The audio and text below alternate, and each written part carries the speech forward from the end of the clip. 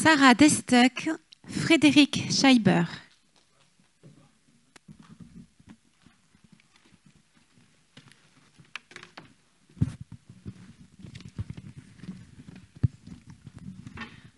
Bonsoir à tous. Merci d'être venus pour cette rencontre regard croisé, regard itinérant avec Frédéric Scheiber et Sarah Destuck. Sarah, Fred, vos deux regards se croisent pour cette exposition que vous nous proposez sur la galerie. Sarah Destuck, vous racontez, vous inspirez de vos expériences plurielles, de vos voyages, de vos rencontres, pour témoigner du statut de l'humain dans son contexte social et environnemental. Par la photographie, vous souhaitez tout d'abord montrer des modes de vie singuliers et plus simplement l'autre dans ce qu'il est. Votre exposition Échappée est une invitation à l'évasion à partir d'une sélection d'images. Vous allez nous en parler. Chaque photographie présente un nouveau voyage, de l'Irlande à la Suisse et du Brahmapoutre au Pic Saint-Loup. Le dépaysement n'est pas une question de distance, c'est aussi une philosophie de vie. Et la rencontre est pour vous au cœur de la plupart de vos prises de vue, tant avec des femmes et des hommes qu'avec des paysages. Et ces rencontres vous émerveillent. Et vous nous partagez cet émerveillement. Frédéric Scheiber, photojournaliste indépendant. Votre appareil photo est pour vous un prétexte pour voir et comprendre le monde qui nous entoure. De Mostar à Stevens, en passant par l'Inde et l'Afrique, vous avez transformé votre regard en témoignage, animé par l'actualité des sujets sociaux et culturels qui vous interpellent.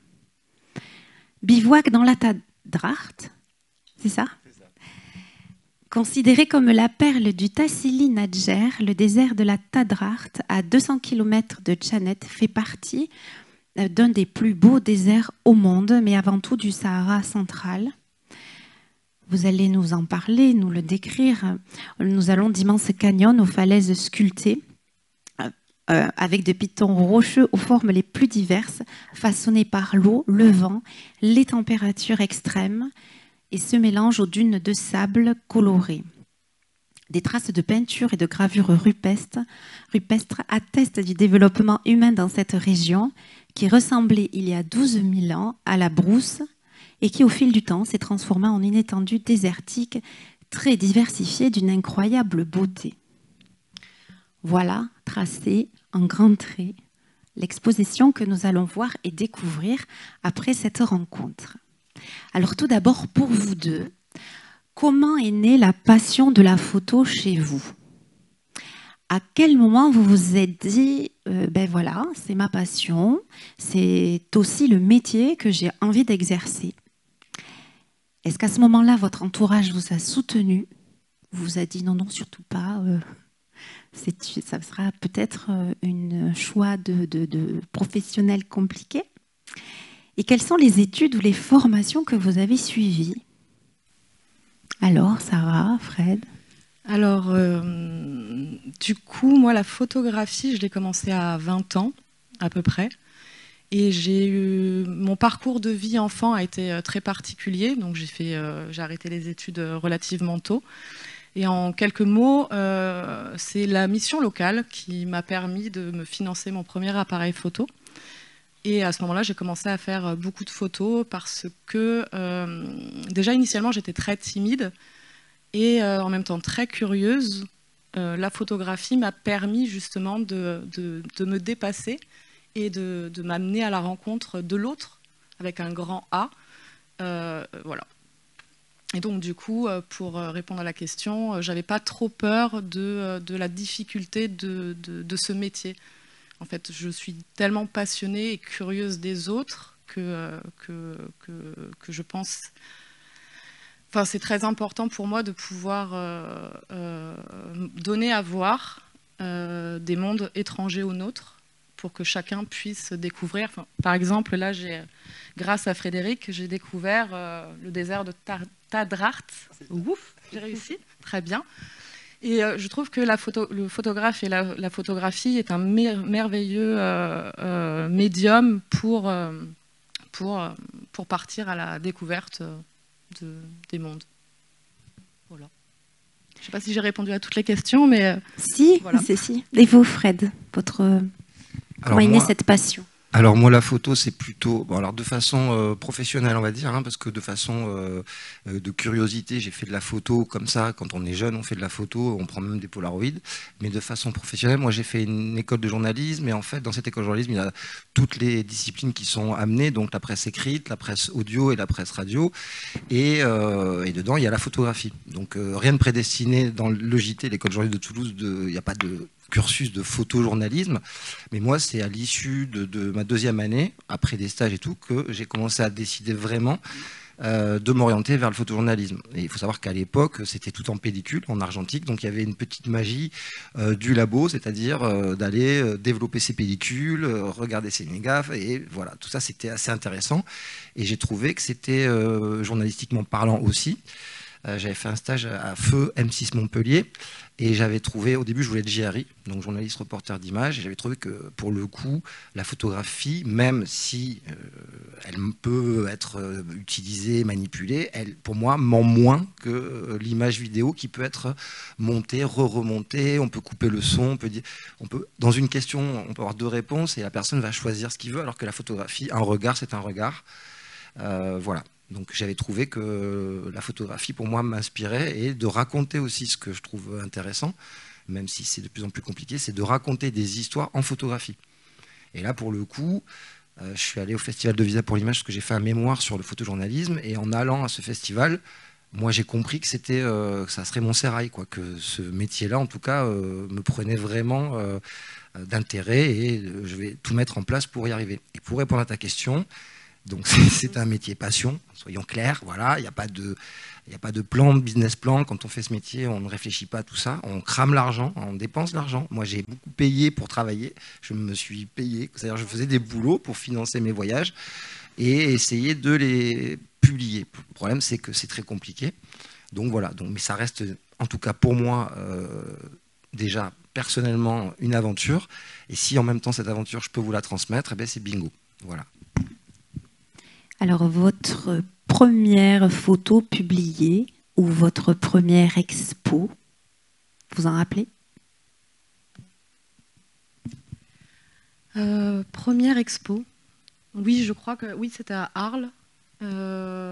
C'était à Arles, dans une galerie, la galerie de la Caisse d'épargne, et c'était un sujet sur les gens qui vivent dans la rue. Parce qu'à cette époque-là, j'étais bénévole au SAMU social de la Croix-Rouge, et on avait décidé de documenter le quotidien de certains sans-abri. Et donc du coup, j'avais réalisé une série de portraits en argentique à cette époque. C'est pareil, c'est moi qui faisais les développements et tirages. Et c'était ça qui était exposé. Donc ça, c'était ma première exposition. Voilà. Fred? Moi, ma première expo, j'étais très fier. On en a parlé juste avant, j'étais parti en Mustard suivre une association en 97 qui était un peu dingo, parce qu'il voulait organiser la réunion. C'est comme s'il voulait amener la paix à Mostar au milieu d'une front line, alors que c'était très compliqué, mais il y avait quand même de la bonne volonté. Et donc j'avais fait un sujet sur ce festival à Mostar, festival interculturel qu'ils avaient voulu faire, et donc j'ai exposé dans un squat qui s'appelle Myris, enfin qui s'appelait Myris, qui a été plusieurs fois changé de lieu, et à l'époque c'était les anciens vrais locaux de Myris des chaussures, il y avait plein de surfaces géantes, et on avait la possibilité d'exposer, voilà, et ça avait été même financé par l'association. Donc voilà, c'était une super expo. Alors l'exposition que vous nous proposez, pourriez-vous nous raconter où vous avez puisé d'abord l'idée de ce voyage, l'idée de ces échappées, et comment est-ce qu'on construit un reportage ou un projet? Alors d'abord, comment vous est venue à l'idée cette expo?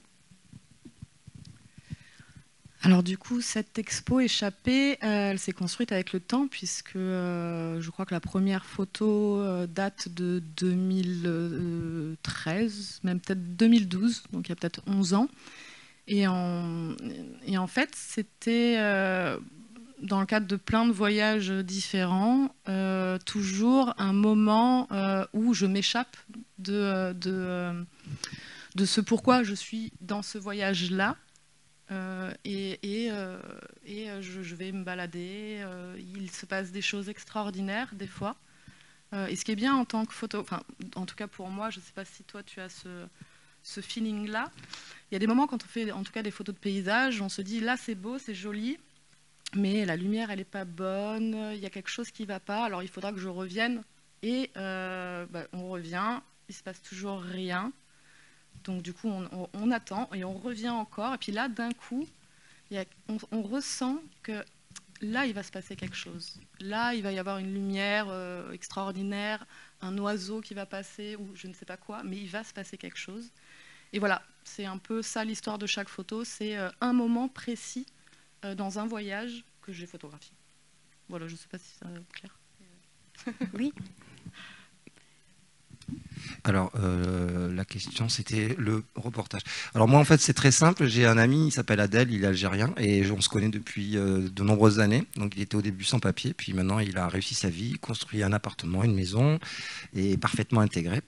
Et à force de parler de l'Algérie, qu'on connaît sans connaître, puisque c'est un peu tabou en France, enfin, surtout pour ma génération, j'ai voulu vraiment partager, parce que c'est un ami, donc si on est amis, c'est qu'il faut connaître aussi les racines de ses amis, c'est plutôt pas mal, des fois, de voir. Et je lui ai dit, mais il faut absolument qu'on voit ton pays. Donc on a fait un premier voyage road movie. Donc ça, c'est un autre sujet qui n'est pas présenté là, mais il s'appelle One, Two, Three, Viva Algérie. Voilà. Et à l'issue de ce reportage, enfin là c'était plutôt un road movie de 8000 km, donc de voyage, on a vraiment voyagé dans toute l'Algérie et sa grandeur. Et on s'est dit, bah, tiens, on va y retourner. Et on a surtout entendu parler, on était allé à Tamanrasset, on avait vu l'ermitage du Père Foucault, on n'a pas pu aller. Et on a été frustrés, donc on a décidé de faire un second voyage, uniquement en avion pour le coup, sans prendre une voiture, et quasi pas. Et surtout d'aller voir les 3 déserts, parce qu'il y a 3 gros déserts en fait au niveau du pays. Voilà, c'est tout le Sahara, mais en fait c'est un peu diversifié. Et donc on a décidé notamment de commencer par ce désert de la Tadrart qu'on avait trouvé en cherchant, quoi, tout simplement. Et voilà, et quand on arrive là dans ce désert-là, on se dit qu'il y a quelque chose de puissant. Voilà. Alors justement, vous avez commencé à en parler. Quand vous décidez de faire une photo, alors d'abord, qu'est-ce qui déclenche l'envie de faire une photo? Et puis quand vous décidez de la faire, faut-il prendre plutôt le temps de la faire, de rentrer dans l'intimité des personnages, du paysage, attendre, revenir, ou bien plutôt faut-il laisser aller l'instant, la spontanéité du vivant? Vous travaillez plutôt comment?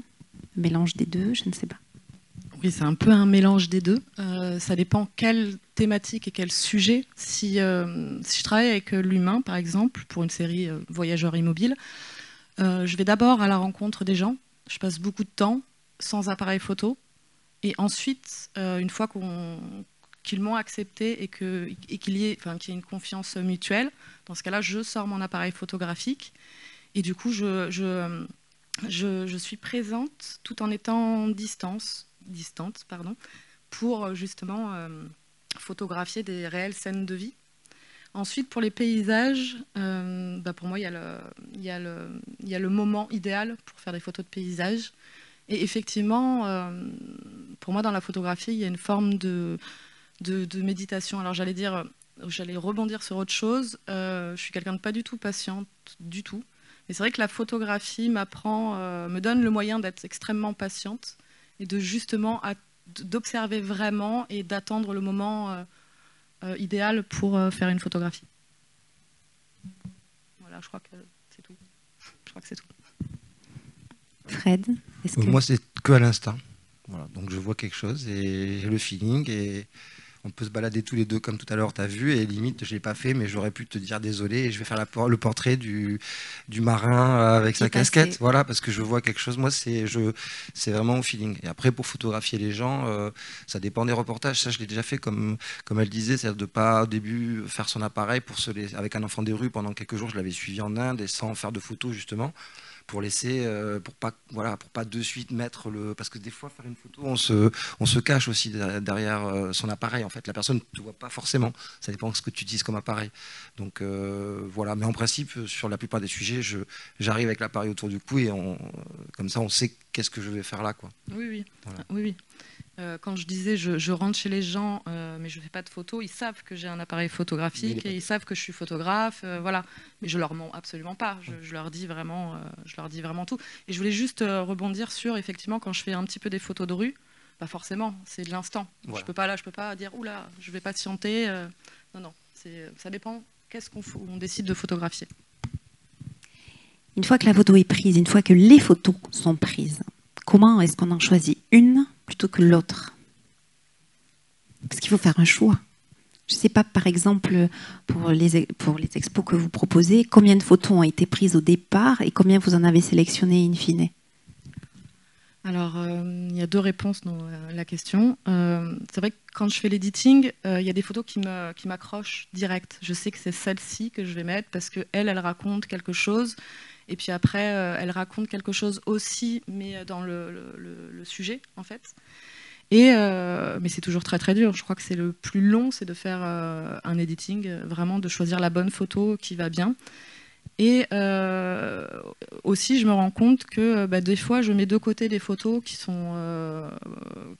le coup, me semblent pas du tout intéressantes, et que je ressors des années plus tard en me disant mais pourquoi celle-ci, je l'avais pas sortie.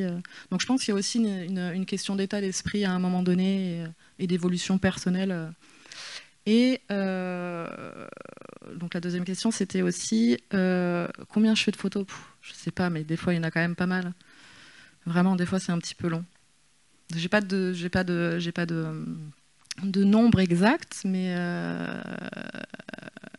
pour un choix très petit.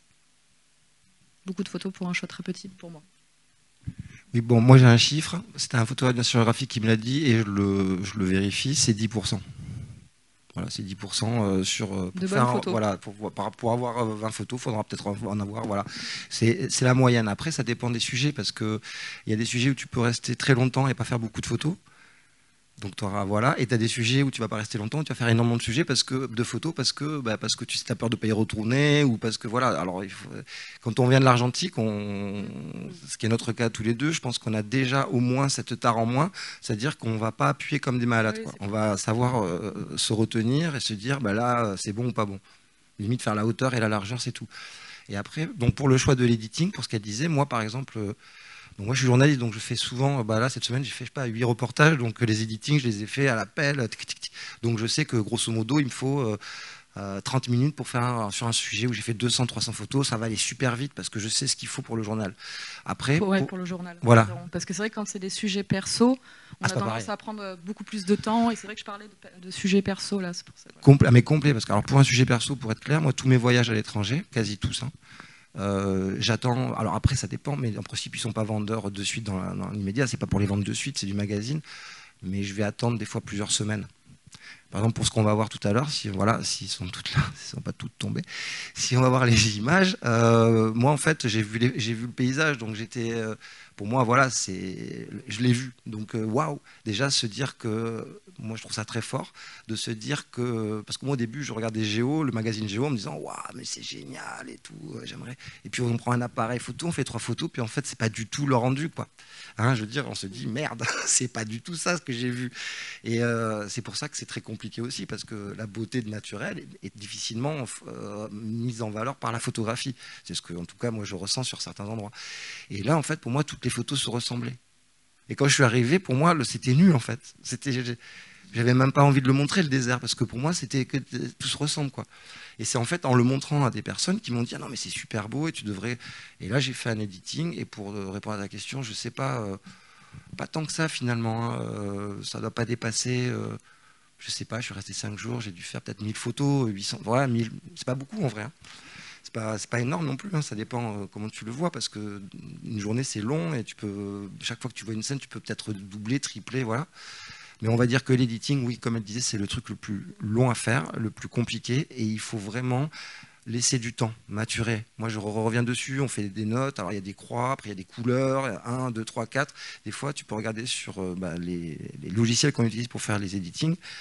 Des fois, il y a 6 ou 7 différents tags pour arriver à la finale. Je veux juste rajouter une petite chose. Par exemple, pour échapper, il y a des photos de paysages où on ne déclenche qu'une seule fois. En fait, on n'a pas besoin de faire plein de photos parce que à cet instant précis, là, il y a une lumière incroyable et bim, elle est partie. Donc, voilà, ça dépend vraiment du moment, du reportage. Enfin, il y a plein de paramètres pour répondre à cette question. Oui. Vous avez beaucoup parlé de l'argentique. Alors, argentique ou numérique? Qu'est-ce qu'on y gagne? Qu'est-ce qu'on y perd? Qu'est-ce qu'on gagne avec le numérique et qu'est-ce qu'on y perd? La pollution. L'argentique, c'est pas bon pour les poissons.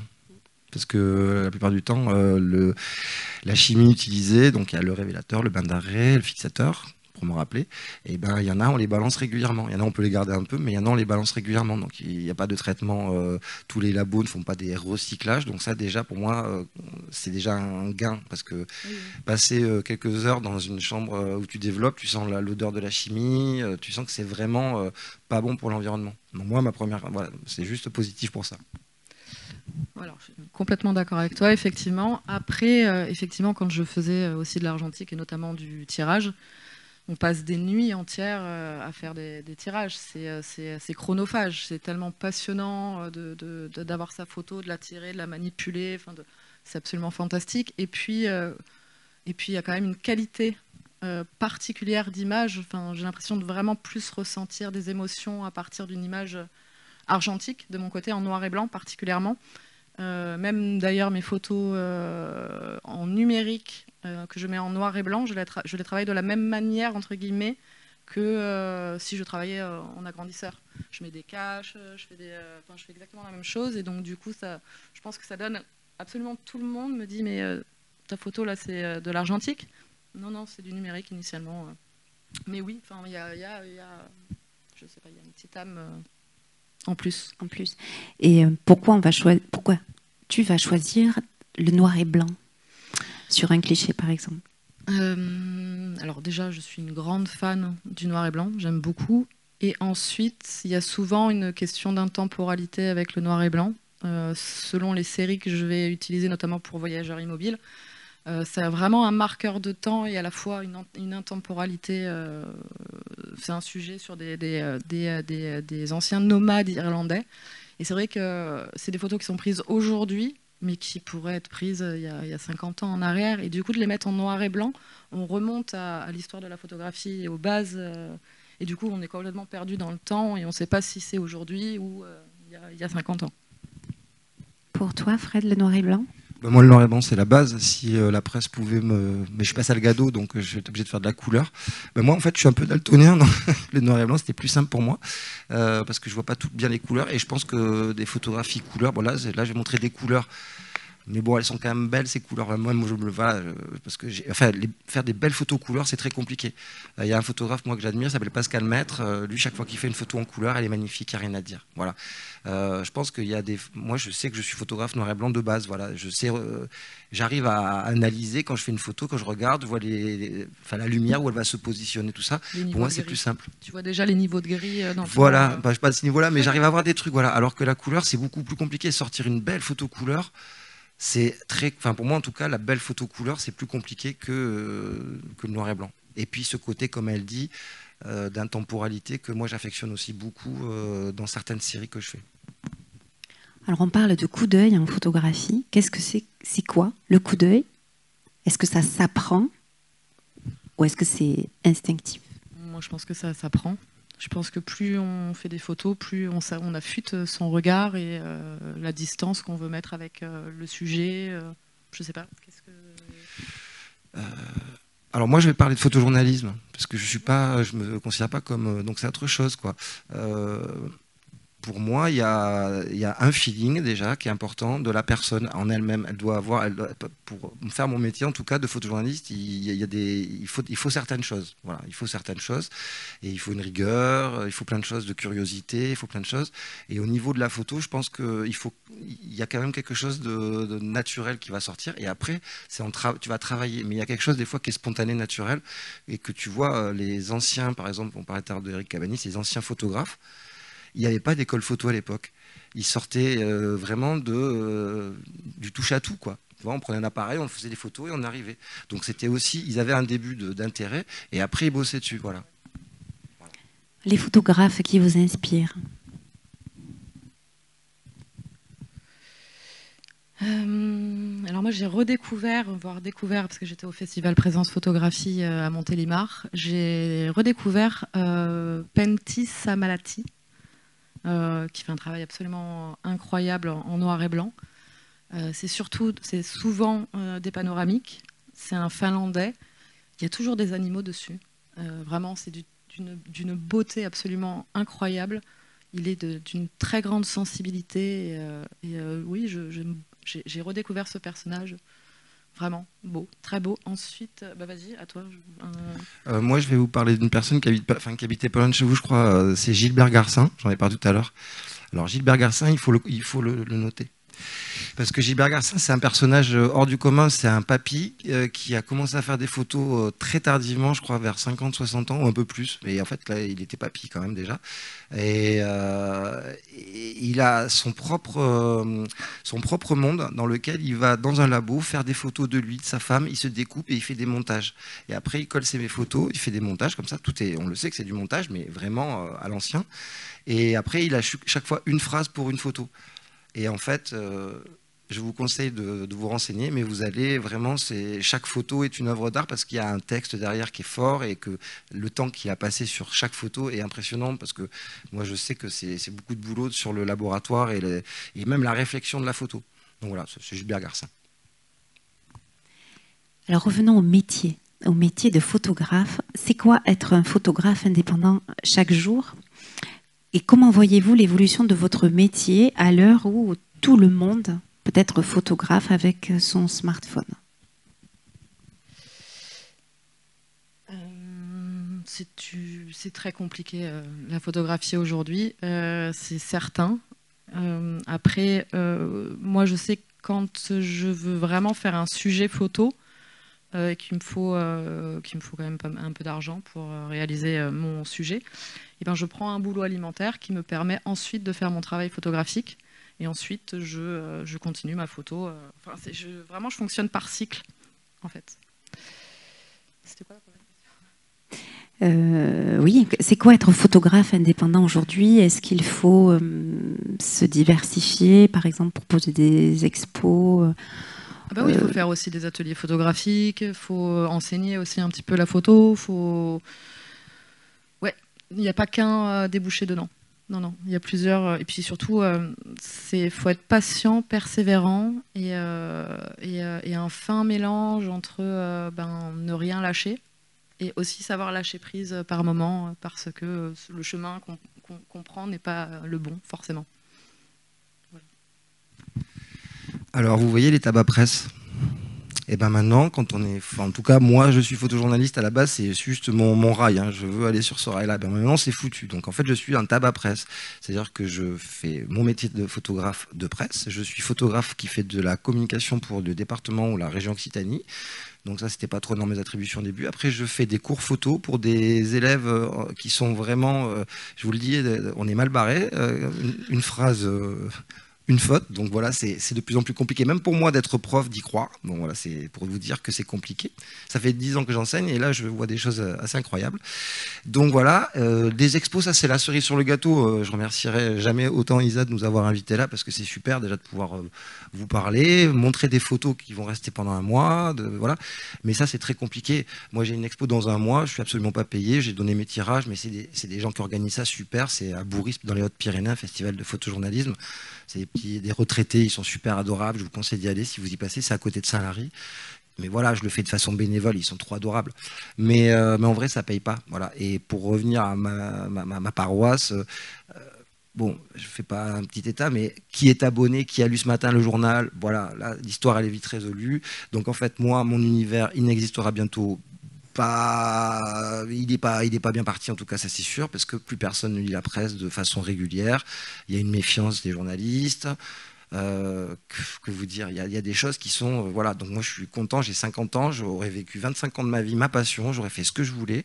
Comme elle disait tout à l'heure, je suis tout à fait d'accord, il faut faire des boulots alimentaires pour y aller, pour garder sa passion, pour ne rien lâcher. Voilà, tout ça, c'est les mêmes, ça sera toujours les mêmes phrases pour notre métier.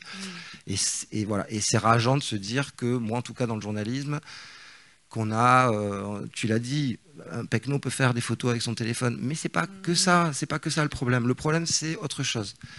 C'est autre chose, c'est les médias, comment ils... Maintenant, si je vous prends des exemples clairs de mon métier, vous allez halluciner. Voilà, je vous prends un exemple très simple et très court, vous allez comprendre. Voilà. Il y a 10 jours, j'étais au congrès des maires avec Carole Delga. On me tombe dessus, on me dit, oui, il y a le journaliste du Monde, il n'a pas de photographe. Pas de problème. Je trouve les coordonnées de quelqu'un du Monde, j'appelle. Elle me dit, envoie un mail au service photo lemonde.fr. Je dis, non, mais j'appelle parce que justement, je voudrais un humain. J'envoie quand même le mail. Pas de réponse. Je leur dis, je suis sur le sujet, machin, tout ça. Le journaliste, je le connais bien. Lui, il n'a aucun lien avec le service photo. Déjà, c'est une hérésie. En vrai, c'est un journal qui devrait travailler avec tous les services. Et ben 2 jours après, ils ont pris quoi? Ils ont pris la photo de mon ami qui était à côté, ça aurait pu être la mienne, hein, qui travaille pour la région Occitanie. C'est-à-dire que le journal Le Monde, qui se défend, hein, la veuve et l'orphelin, tout ça, ils sont allés prendre une photo gratos faite par la région Occitanie, donnée par voilà, un photographe qui vit mieux, finalement, parce que c'est bien mieux payé de travailler pour la région que pour même Le Monde. Donc c'est pour vous donner une idée de ça. Voilà. Si vous regardez un peu même les sites internet, vous allez voir plein de photos, Adobe, Picture, machin, des photos gratos. Donc voilà, moi je vends des photos, je vous le dis, j'en profite, je vends des photos à 17 centimes d'euros. Voilà, 50 centimes d'euros. Je travaille pour une agence de presse, je ne la citerai pas pour ne pas lui faire de la mauvaise pub, mais je suis très content de travailler pour elle, c'est quand même une des meilleures agences en plus. Voilà. Mais j'ai des relevés de pige à ce prix-là. Voilà, voilà, désolé. Voilà. Un livre, Frédéric. Ouais. Il n'est pas à 17 centimes. Raconte-nous l'histoire de ce livre.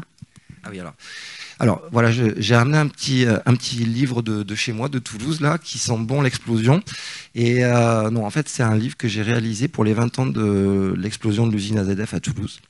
Donc c'est un ouvrage, que dire, en noir et blanc uniquement, avec des panoramiques faits avec un vieil appareil russe, un Horizon 202, pour ceux qui aiment la technique. Et c'est un livre qui, en fait, permet de découvrir... de façon chronologique l'histoire de l'explosion jusqu'à nos jours, c'est-à-dire le titre c'est après le 21 septembre 2001, donc il y a eu l'explosion, moi j'ai pas travaillé le jour J, j'ai travaillé le livre commence le 22 septembre et se termine septembre 2021, voilà, c'est vraiment l'idée. Et il est ponctué de plusieurs chapitres qui permettent de voir la mobilisation énorme soutenue par l'ensemble des Toulousains de toutes les CSP différentes, de tous les quartiers qui se sont mobilisés. Donc c'est vraiment, moi j'ai fait beaucoup, ça fait 25 ans que je fais des manifs, je peux vous dire ça là, elles étaient particulièrement prenantes parce que c'était pas des manifs avec des drapeaux et des machins, c'était vraiment tous les Toulousains avec différents slogans, des jeunes, des vieux, tout le monde, vraiment c'était tous les Toulousains. Et après, donc, il y a eu notre chapitre qui va montrer un petit peu les sinistrés, où ils vivaient, qu'est-ce qui se passait. Ah non, pardon, je me suis planté. D'abord, il y a l'usine. Après, il y a les manifs. Je me suis trompé parce que d'abord, il faut voir l'usine éclater. Donc, j'ai réussi à avoir l'idée sur l'usine. Après, il y a donc les sinistrés qui vont nous montrer en fait leur lieu d'habitation, comment ils ont été relogés. Après, il y a les procès qui ont été 2 procès hors normes à la salle Jean Mermoz. Filmés, hein, des procès pour l'histoire, mais des procès hors normes avec une salle mise à disposition, ce n'était pas dans un tribunal classique. Et après, j'ai fait un chapitre qui est très douloureux, mais très compliqué, parce que ce livre, en fait, c'est un ouvrage pour les générations futures qui sauront encore lire. Enfin, en tout cas, il y a plus de photos que de textes, donc qui auront la curiosité de l'ouvrir, pour leur montrer cette histoire et surtout de réconcilier un peu les Toulousains, parce que AZF a vraiment créé une fissure entre les salariés de l'usine et les sinistrés qui sont juste à côté. Et dans le dernier chapitre sur hommage et mémoire, justement, on voit bien cette division et j'ai essayé un peu de le réunifier. Et voilà, et on termine sur l'avenir du site avec... donc il y a plusieurs personnes qui écrivent, qui sont connues, comme Pascal Dessin, qui est un écrivain, qui fait la préface. Et enfin, il y a Philippe Douste-Blazy que je lui ai demandé d'écrire l'épilogue parce qu'il était maire et après surtout ministre. Et c'est grâce à lui que le lieu où il y avait l'usine est devenu un des plus grands cancéropoles d'Europe. Voilà, et ce livre, donc, vous pouvez le trouver pas loin, soit vous me contactez, moi je vous l'envoie, je fais les cartons et tout, avec un petit mot dédicacé. Et sinon, vous pouvez le trouver à la librairie, j'ai dit tout, Soramp, à Montpellier. Voilà. Alors, qu'est-ce qu'on raconte avec des images qu'on ne raconte pas avec des mots? Pour AZF, par exemple. Déjà, moi, je voulais, parce qu'il n'y a que des livres écrits sur AZF, il y a très peu de livres photos comme ça. Moi, je pense qu'il faut tourner les pages. Il y a de l'émotion, il y a des photos, il y a des gens, quand ils vont voir les volets déformés par le souffle de l'explosion. Moi, j'ai montré ça à des Parisiens au début. Bon, personne ne m'avait rien acheté à l'époque, mais il y en avait quand le Monde 2, la nana, je disais, ah ouais, quand même, il s'est passé ça à Toulouse. Mais bon, nous, on tombait mal. Il y avait eu le 11 septembre juste avant, donc évidemment. Mais bon, grosso modo, il y a une émotion dans, je pense, certains chapitres qui montrent le désarroi des Toulousains, notamment. Bah, du coup, une réalité assez frontale. Là, même des mots ne pourront pas expliquer ce que tu as photographié. C'est vraiment une réalité. Après, ça dépend de l'interprétation de chaque photographe, mais effectivement, tu peux pas jouer avec l'image. Donc, une forme de réalité. Alors, quelle photo n'avez-vous pas encore prise et avez-vous envie de prendre? Je pense qu'il y en a beaucoup.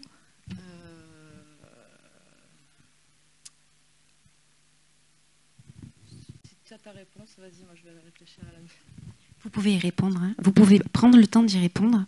On va laisser la parole au public aussi. Ouais, voilà, plus. Voilà, on va ressortir à la fin. Et puis peut-être une question de Fred à Sarah et une question de Sarah à Fred.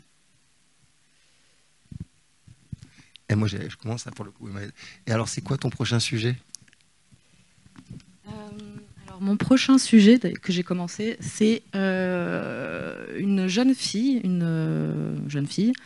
qui fait de l'élevage extensif de porcs. Voilà. Pas mal, ça. Donc c'est pour aussi un peu aller à contre-pied avec l'élevage intensif qui ne va pas dans le sens évidemment du bien-être animal et puis pour la planète, voilà, l'écologie c'est pas terrible. Voilà. Sarah, une question à Fred. Et toi du coup? Quel est ton facile. Moi en ce moment je travaille sur un marronnier, mais en fait c'est pas un marronnier mais ça en devient un. Moi je travaille sur la sécheresse en ce moment. Et avec le journal Boudu, qui est un journal toulousain, on est pas mal dessus. Moi, j'étais il n'y a pas longtemps au barrage de Sao en Espagne, qui est un endroit un peu unique, parce que c'est un endroit qui a été enseveli par les eaux en 1966, donc avec une église et tout. Il est connu parce que l'église, il y a des gens qui faisaient du canoë, on voyait le clocher de l'église. Donc maintenant, vous pouvez vous balader dans le village. Mais le village, en fait, il avait été englouti en 1966 avec un gros barrage hydraulique. Et pour faire de l'électricité et pour approvisionner l'eau de Lamporda, qui est un peu sec, juste à côté de Gérone. Et en fait, là, le barrage est complètement à sec. Et c'est très, très impressionnant. Les photos, pareil, je les ai envoyées à Paris, comme d'hab, hein, je veux dire, zéro réponse, zéro retour de mail. Un seul qui me dit « Ah oui, ça peut nous intéresser », ça, je rappelle qu'on me dise « Non, en fait, c'est trop loin ». Bon, ça, c'est ma réalité, voyez-vous. Hier, j'ai mangé avec une journaliste, elle me dit « Mais comment tu fais encore pour t'obstiner ?» Ben, je sais pas.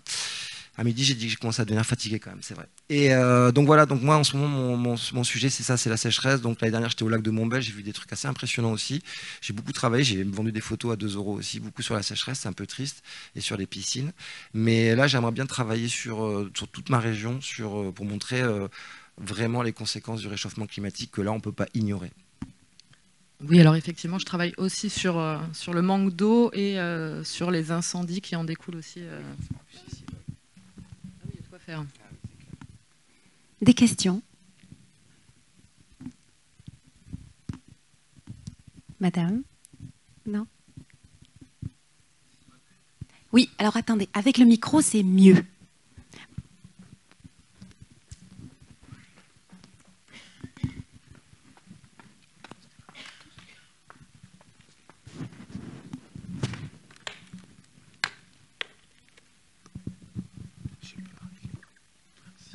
Bonsoir.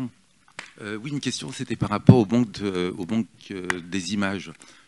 Si vous parliez tout à l'heure des photos, pas trop payées, 15 centimes. On est passé au numérique. Du coup, on sait que je crois que c'est Bezos qui a pratiquement racheté toutes les banques d'images des grandes compagnies. Il y a aussi les Chinois. Donc du coup, ça va être quoi la photo ou le souvenir de la photo et des données des images? Dans un futur, vous pensez quoi? Ça sera, on n'aura plus de banque d'images, plus d'informations, plus de photos du coup. Parce que quand je dis image, je dis photo, hein, pardon.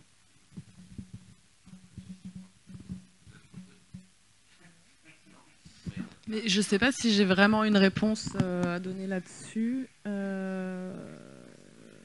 ne sais pas. Bah oui, oui. Non, mais il y aura encore plus d'images. En fait, le truc, là, je vous explique très simplement. C'est au contraire, on est dans une surproduction d'images. Il y a trop d'images. L'image tue l'image. C'est comme, voilà, c'est vraiment la maxime à retenir. Pour exemple, il y a des sites qui, vous voulez mettre vos images, vous les mettez. J'ai oublié le nom, merde, parce que j'avais un journal pour lequel je travaillais, ils avaient utilisé ça. J'ai oublié le nom. Mais en fait, il y a un site, vous mettez vos images et on vous les télécharge libre de droit et tous les journaux peuvent les utiliser. J'ai oublié le nom de ce site, merde. Comment il s'appelait, j'ai oublié. Mais en fait, non, il y aura toujours plus d'images parce que maintenant, les gens, en fait, ils se pensent photographes parce qu'on leur a offert l'iPhone 14 et qu'il y a 3 trucs avec profondeur de champ et tout intégré.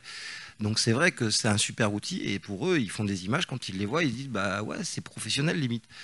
Bon, et donc ils vont, certains qui sont passionnés, alors il y a des, je parle de téléphone portable, mais il y en a qui ont aussi des passionnés, moi je donne des cours, il y a des passionnés qui sont super équipés, qui adorent les photographier, les arbustes qui décollent.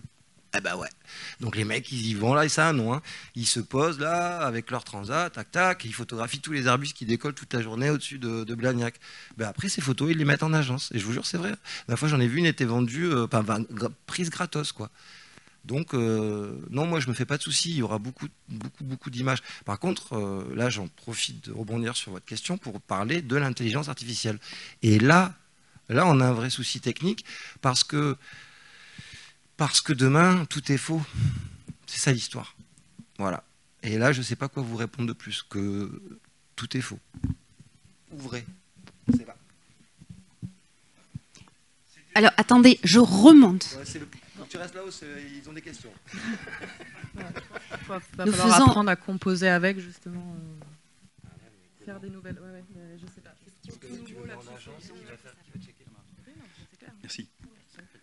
C'était déjà faux, déjà, avec Photoshop, les images. Quelque part. C'était... Ah, pardon. C'était déjà faux avec les images. Avec Photoshop, pardon, les images. Il y avait beaucoup de... Pourquoi ? Oui, vous me dites avec ChatGPT, non, c'est pas l'intelligence artificielle. Donc ouais. Forcément, ça va être tout va être faux, mais il y avait, sur certaines images, avec Photoshop, il y avait plein de choses fausses. Plein de retouches, c'était pas l'image d'origine.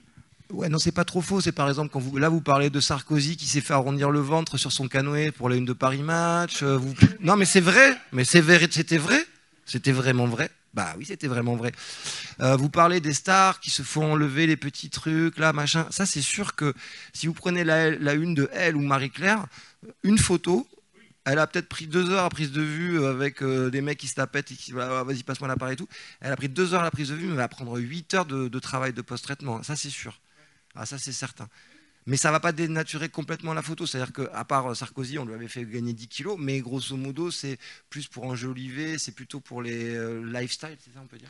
Oui, ça reste une photo initialement. Parce voilà. que c'est du coup, l'intelligence. Oui, alors que l'intelligence artificielle va produire vraiment une image... Après, il y aura toujours un homme derrière, hein, enfin, ou une femme. Voilà. Madame. Merci. Moi, je voudrais savoir que répondre à des personnes qui sont contre des photos telles que vous prenez. C'est pas moi, hein, c'est parce que j'ai eu une conversation avec des gens qui m'ont critiqué parce que j'allais voir des films. J'associe un peu la photo avec les films, enfin, sur des sujets tels que l'emprise, des trucs comme ça. Il y a pas mal de films en ce moment qui sortent. Moi, je suis cinéphile, donc... et qui se disent mais pourquoi tu vas voir ça? Qu'est-ce que ça t'apporte? D'abord, moi je dis j'adore le cinéma, j'y vais déjà pour le jeu des acteurs, tout ça, et qu'on n'a pas besoin d'en mettre davantage, on en entend assez. Alors j'ai pensé que répondre à ces gens qui trouvent qu'on en fait trop, quoi, sur des sujets, par exemple AZF c'est un peu spécial, mais je ne sais pas si vous saisissez ce que je veux dire. qu'on a bien assez de l'info qui nous rabat les oreilles, voilà, de ces trucs. Et pourquoi on va voir? Ça peut être une expo photo aussi. Moi, ça va me passionner. Et ces gens-là, ça ne les intéresse pas. Ils n'ont pas envie de voir du malheur. Ou voilà. Ah non, mais vous êtes en train de parler de la société actuelle que je disais tout à l'heure, qui va vers l'idiocratie. Je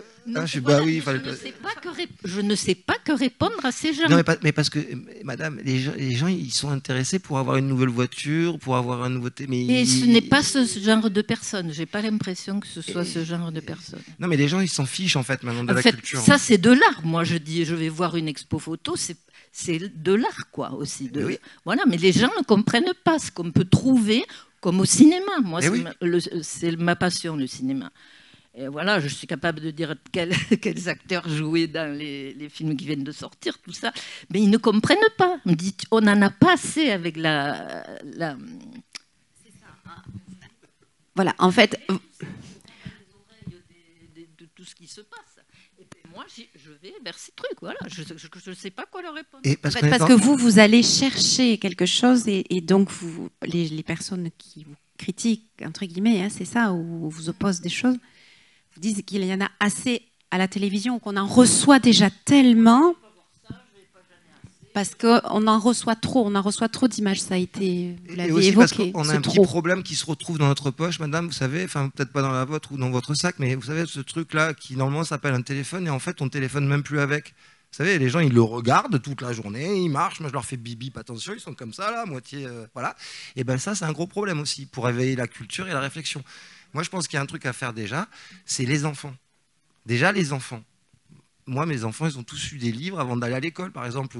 Et ça ne coûte pas forcément très cher, un livre en France. Il y en a partout. Il y a même les casiers, maintenant, on met des livres dans la rue. Vous avez vu, c'est les bibliothèques gratos. Là. Et il y a des médiathèques. Et il y a des médiathèques. Donc, en fait, c'est une histoire d'éducation. Le problème, c'est que si on est éduqué avec des séries Netflix, c'est pas, voilà, c'est pas mauvais, mais bon. Bonsoir. Merci d'être là. Ma question ne porte pas sur votre travail vraiment, mais plutôt sur l'organisation de la soirée.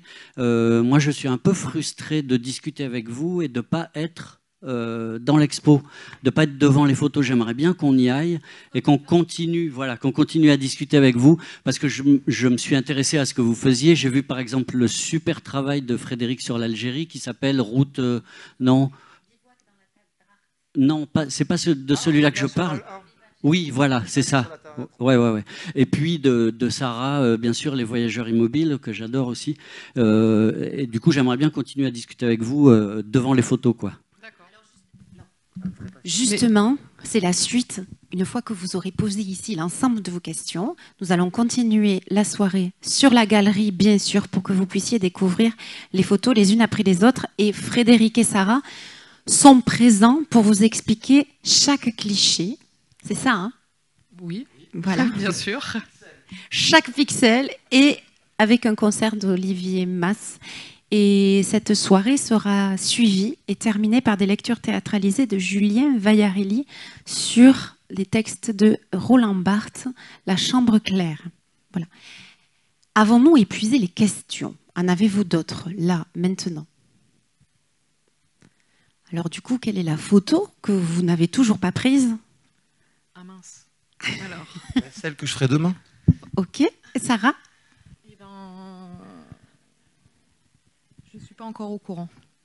Très elle bien. Elle se manifestera d'elle-même. Voilà. Merci. Merci. À de suite. Merci, à tout de suite. On se retrouve donc sur la galerie.